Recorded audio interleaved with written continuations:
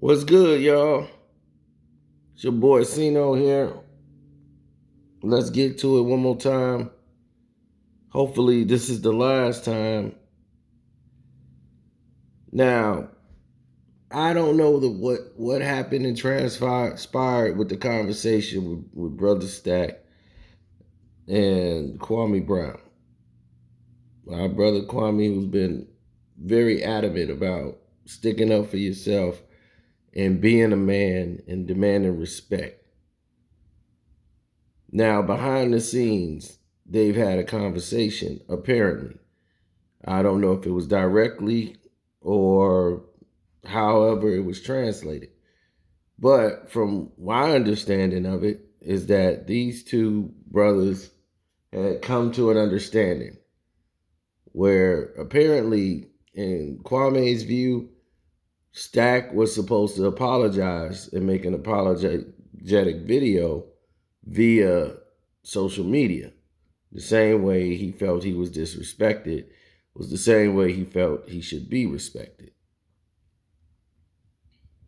So he put out this statement saying, I disrespected him, he disrespected me.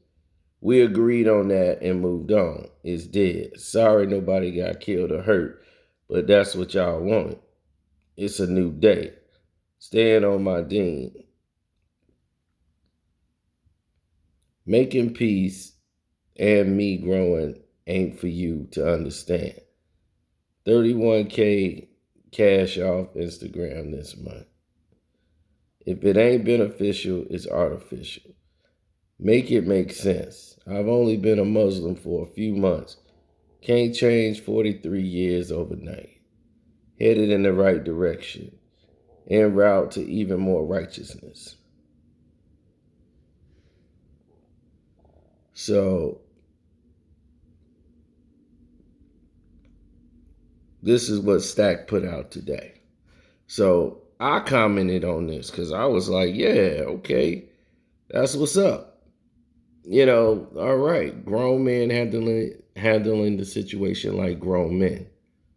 Because that's what you want to see. If you're real.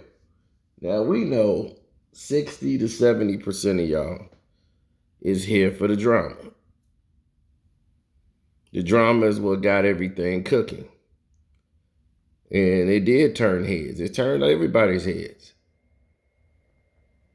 But then when you start looking at what the real issue is and what the real situation was about, and you start thinking about what people are really saying, and you start seeing what matters, and you get past the jokes and get to, the real points, you start saying, okay, well, he got a point. Kwame got a point. And they're ignoring that. And they just want to focus on what they want to talk about to keep the distraction out there, but he got a point. Now, he didn't come to the goodness of his heart to decide to let's squash the beef or let's squash this thing. People want to squash something because something is interfering with something that they doing. They can't just move forward. See, when it's like the pebble in the shoe. A pebble in a shoe can take down a giant.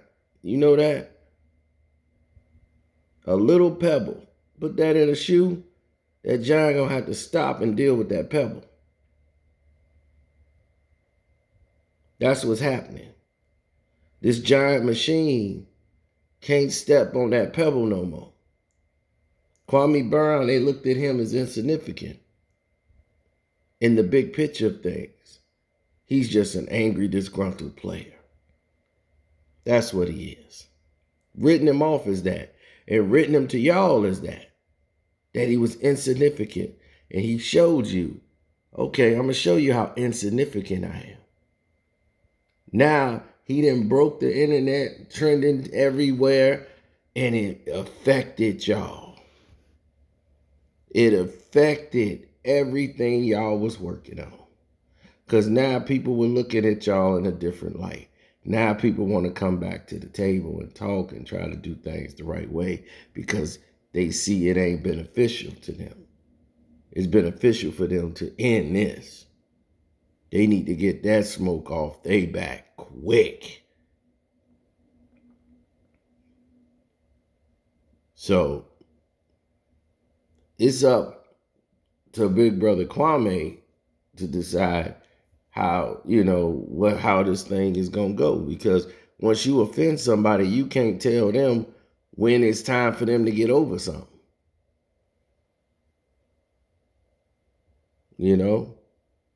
But I'm glad they've reached this impasse where they can now move forward respectfully. Because brothers fight, brothers argue, brothers say things about each other and they right back cool. So, and brother Kwame ain't got no ego like that. That man genuine, man. He wears heart on his sleeve and he moved the way he moved with pride. So he's just a prideful human being, man, just going through that. And like he said, he wasn't even talking basketball. And everybody want to keep assaulting him on basketball. And he's like, man, we not even, this whole thing we talking about, we not even talking about basketball. None of it has been about basketball. But yet, everybody's talking basketball. So, without further ado, we'll listen to what Brother Kwame got to say about it. Good morning, good morning. My mama's cooking. I'm getting this thing back bigger for y'all, in case somebody want to scrimp with me. My brother say that all the time. We don't say argue, we fight, he say scrimp. So, in case somebody want to scrimp with me, I'm getting this thing back bigger. But, stack five. My brother, you ain't learned nothing. I think I need to have to wait after the 2-minute mark because I might curse this video. Because listen, people, I'm a full man. Sometimes I want to cry, but I never do. But sometimes I'm happy. Sometimes I'm mad that no, it ain't been 2 minutes yet. Yeah.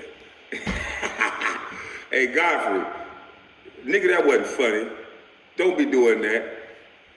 It was kind of funny, though. Shout out to you guys. What's up? Hey, I'm flattered that you guys would take something that I'm doing and move it around the world like you guys are doing. And y'all can see, I ain't no hater. I broke the internet, and I could have made sure all you guys do not use my videos like I'm allowing you guys to do, and I'm encouraging you guys to do, because what I'm doing is trying to spread a bigger message. Kind of like the one I'm going to say today about some punks. It's after 2 minutes, man. Boy, it's time for my mama's cooking. I'm talking about, now I was full last night. I was full. I ain't had no cooking. I went to sleep. I ain't had no cooking. I was tired. So you can't cook every night. You got, sometimes I ate leftovers and I went to sleep. But now, it's a new breakfast. Now, Mr. Stephen Jackson. I'm gonna start off respectful. Mr. Stephen Jackson. We are in a position, sir, to help the culture. But I see right now that I was absolutely right about you. You still playing tough and playing monkey for them white people.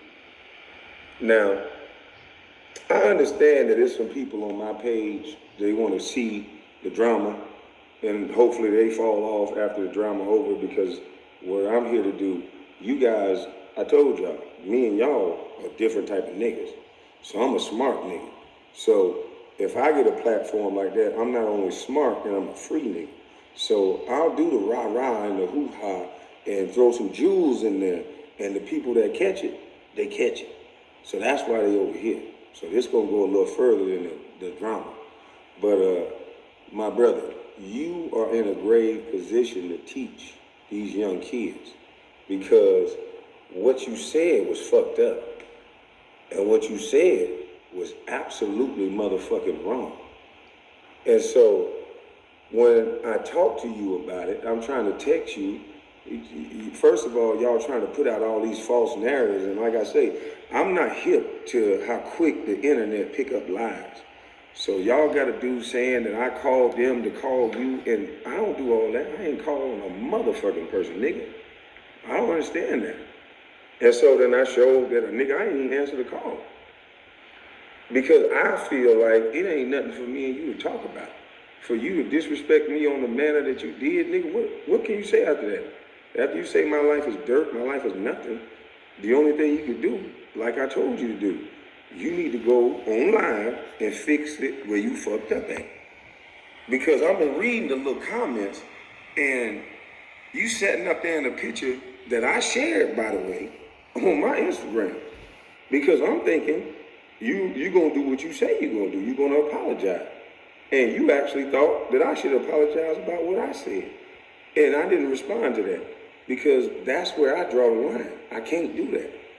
I can't apologize for what I said because that's what I actually believe. I believe you a fake thug. And I'm man enough to tell you that, and at least you know, and that's no disrespect.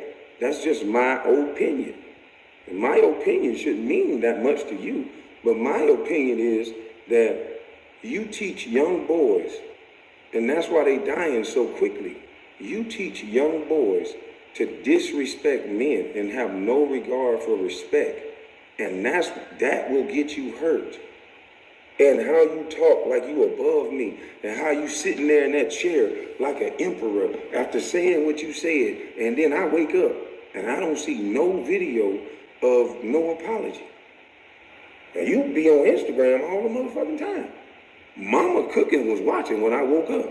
When I woke up, I'm sprinkling the cooking. I'm looking like, well, okay, let me see what's up. And now you try to make it seem like you just some bad motherfucker. You a hell of a nigga, ain't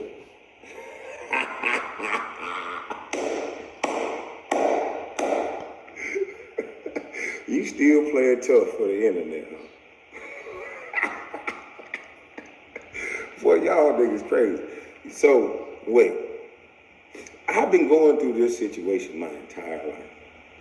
You doxed me. You put my family history up, right? So now I got to tread real lightly like I always have to do. Because when I was in middle school, right, and I know a lot of people that know this story, some of the people that was in the gym. You know, everybody know the area I grew up in, you know, it was a very bad neighborhood. So they use that against you. They use it against your kids, ladies. They use it against your kids. Everything they do when you from a certain area is different than when you do it from when you're in this area and you got mama and daddy. I promise you, I done gone through it. So I try to avoid drama like the plague. Why you think you don't hear shit about me? Why you think you saw me turn up when I needed to turn up? But I walk around this world calm like a man. That's how men are supposed to walk around. That's why I'm trying to educate the brother Jack. He keep talking like he above me or something. And I'm trying to figure out what makes him a hell of a nigga besides the group. I'm like, what the fuck? So, back to the story. I'm in middle school, and the dude, the coach, there's a coach challenged me to basketball. And when my era, when we grew up, we talked trash on the court. When we hooping, we cooking you, ooh, yeah, take that hand one, you soft. We talking trash. That's how we do it. That's how we grew up. We could say whatever on the basketball court. So the coach got mad. It was a new, younger white coach. He played ball, I guess, and he came back, and he wanted to play me. He was like, you ain't that good, this, and that. And like, I'm in the 7th grade. I got a little size on me though. So he like, you ain't that good, this and that. So I'm cooking him. I'm talking, ooh, I don't want to curse too much. Man, fuck that. I'm talking shit. I'm cooking him. So he get mad. He like, you need to respect me as the coach. And he came up to my face. I'm like, respect you as the coach? Nigga, we playing ball. And he was like, you need to stop all that talking. You need to shut up talking. I said, man, I'm not about to shut up talking. I said, I don't know who you think you talking to. I said, you can go on to the other court. I'm going to shoot down here. He walked up close to my face, And he got nose to nose. I'm just looking at him like, what the fuck? And no lie, he opened his mouth and like bit me on the nose, but didn't bite me hard, but like bit me enough to know he was there. So I ain't never had that happen before. So if, of course, a nigga bites you on the nose, what the fuck you do after that? So I paused for a minute, like I had to process it. It took about 2-3 seconds. Like, did this nigga really just? Hold up. Let me give it one more two. Did this nigga really just? He stood there and looked with his chin up. I hit him real quick, and his nose went everywhere. And so, let me tell you what happened. They were trying to send me to the alternative school because they looked up my family history. Once again, there it goes, it never fails. Despite what happened to me, he assaulted me. They looked up my family history, they looked up where I was from. They said with my background, even though that was the first time I did anything, but with my family's history and their background, they said I needed to go. Maybe I was angry, same thing they were saying, even though I was just defending myself. They said I was angry and my portfolio, my profile should be sent over to the alternative school. And they was getting ready to send me to the alternative school. And then my mama, woo, thank you, mama. My mama came up to that goddamn school. And when I tell you, see, I'm my mama's son. I'm telling you, I was the one that my mama knew. If he did something violent, I know it's your fault. I'm her son. You might say something about everybody else, but I was the one that she knew if that boy put his hands on somebody, you done fucked up. So she came there and my mama sprinkled that mama's cooking. And when she left, they wasn't talking about sending me to the alternative school no more. They fired the coach. Mama's cooking, nigga.